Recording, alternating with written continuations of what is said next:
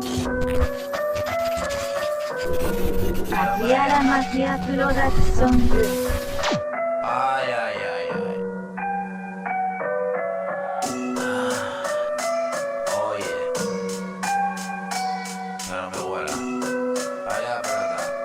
Oye, ya, plata. Era de ERTE y mala suerte.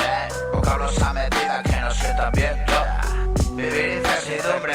Ya se está la ahogo cuando aprieta fuerte y toca joderte.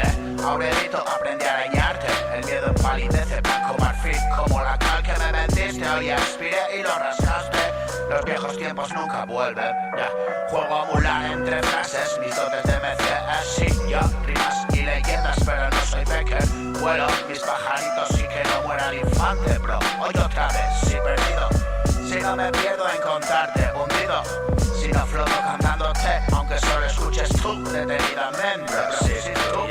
Inspiración de un hombre y sumérgete y abuces por el desastre. Mi mierda es la más clara, por eso ya me llaman viejo sifilítico en modo hiriente. Yo froto sobran trapos malolientes. Si usted mira mucho, imagino su cola y me da para esta frase. Hincha pecho, estilo freso, para no parecer pera espera. Sentado viendo cómo pasa y acaba escribiendo chorras que a nadie más interesa.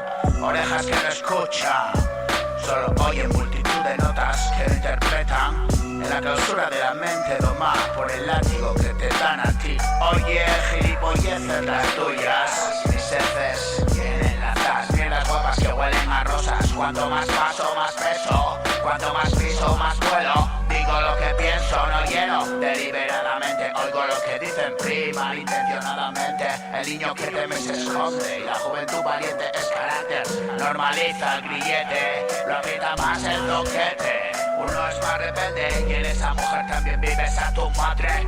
Complejidad de lo simple, matiné y eyaculé. Hoja con miel, instante de placer natural.